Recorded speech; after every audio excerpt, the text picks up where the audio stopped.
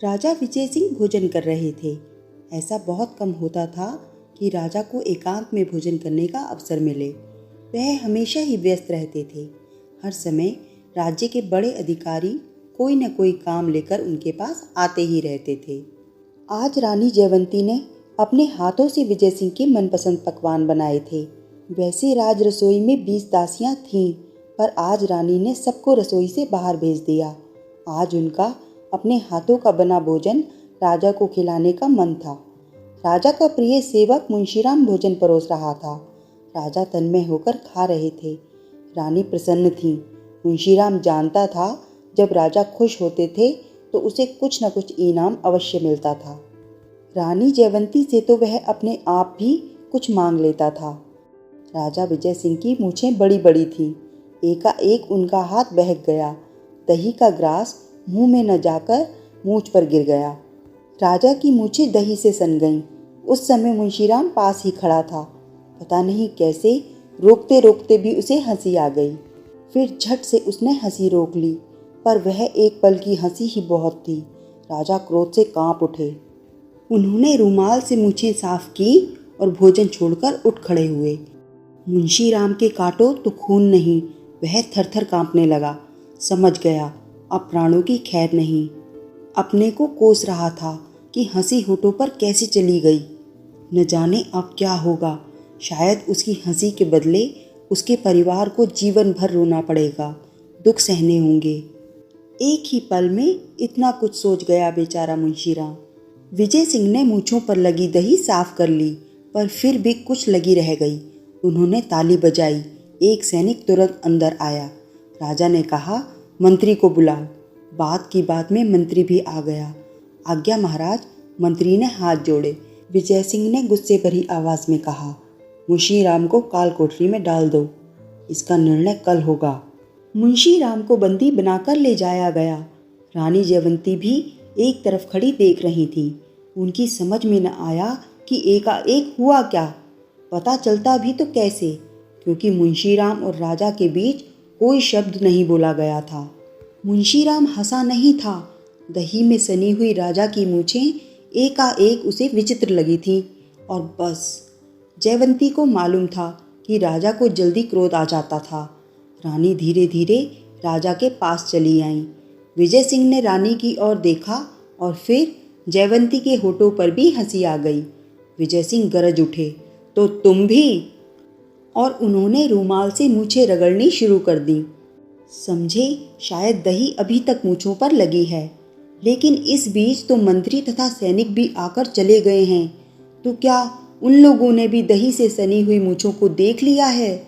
यह तो गजब हो गया। अब तो अकेले में ये मुझ पर हंसेंगे। ओफ! पलक झपकते ही रानी जयवंती पूरी घटना समझ गई।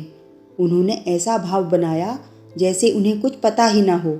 बोली, महाराज, ये एकदम क्या हो गया? ऊपर से रानी गंभीर बनी हुई थी, पर राजा की दही में सनी बड़ी बड़ी मूछों को कल्पना की आंखों से देखकर उनके मन में गुदगुदी हो रही थी। वह जोर जोर से हंस पड़ना चाहती थी, लेकिन इससे तो बात और बिगड़ जाएगी। अब राजा समझे किसी को कुछ पता नहीं चला, पर रानी से तो कहना ही था। उन्होंने कहा, मूर्ख मुंशीराम, हमारी हंसी उड़ाता है। भोजन करते समय मूंछों पर जरा सी दही क्या लग गई, वह तो हंसने लगा। हंसी शब्द सुनते ही रानी जयवंती अपनी हंसी न रोक सकी, जोर से हंस पड़ी। बोली, हंसी की बात पर कभी कभी हंसी आ ही जाती है। इस तरह हंसने की कीमत उसे अपने प्राण देकर चुकानी पड़ेगी। राजा ने कहा और उत्तेजित भाव से इधर उधर टहलने लगे। क्या आपने उसको प्राण दंड दे दिया है? रानी हैरान होकर बोली। कल दरबार में यह निर्णय सुनाया जाएगा। आज की रात वह काल कोठरी में बिताएगा। राजा की बात सुनकर रानी समझ गई, बेचारे मुंशीराम के प्राण बचने वाले नहीं।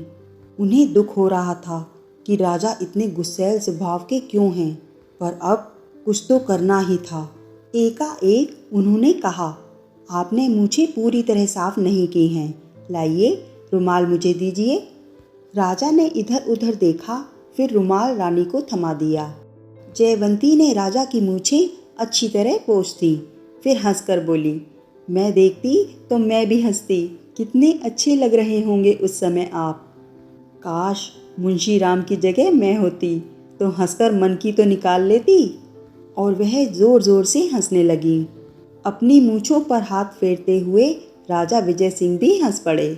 रानी ने कहा, लेकिन अच्छा हुआ कि मैं न हुई, नहीं तो मुंशी राम के स्थान पर इस समय मैं काल कोठरी में पड़ी होती और कल सुबह आप मुझे प्राणदंड दे रहे होते। ईश्वर जो करता है अच्छा ही करता है। राजा विजय सिंह अचकचा गए।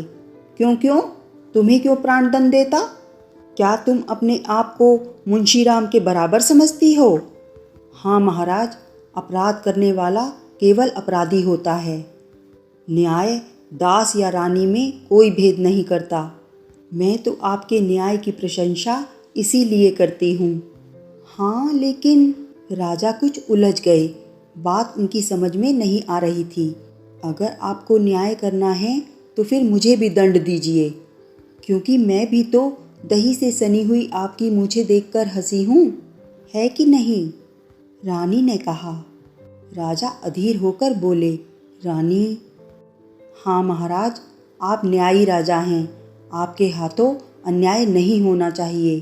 अगर आपने कल दरबार में नौकर को मृत्युदंड दिया तो मैं भी अपने अपराध के लिए वही दंड मांगूंगी और तब आप मना नहीं कर सकेंगे। रानी, ये क्या कह रही हो तुम? क्या तुम पूरी दुनिया में मेरी हंसी उड़वाओगी? राजा बोले, हाँ महाराज, मैं बताऊंगी कि आपका न्याय अपने पराये में भेद करता है, इसीलिए वह न्याय नहीं अन्याय है। जयवंती ने कहा, अगर इस तरह आप जरा जरा सी बात पर लोगों को काल कोठरी में डालेंगे, उन्हें मृत्युदंड देंगे, तो फिर मुझे हस्तक्षेप करना ही होगा। अगर आप चाहते हैं कि मैं ऐसा कुछ ना करूं, तो मुंशी राम का अपराध बताइए। अपराध तो मैं, ऐसी तो कोई बात नहीं। राजा विजय सिंह ने उलझन भरे स्वर में कहा। महाराज, आपकी मूंछों पर दही गिर गई।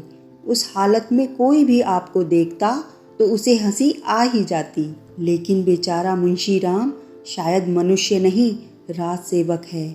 उसे ऐसा नहीं करना चाहिए था। बस उसी अपराध का दंड मिला है ना? सच कहिए, क्या यह अपराध था? कुछ पल दोनों चुप रहे। फिर राजा ने कहा, रानी, बस एकदम क्रोध आ गया और बस। महाराज, आप प्रजा के पिता हैं।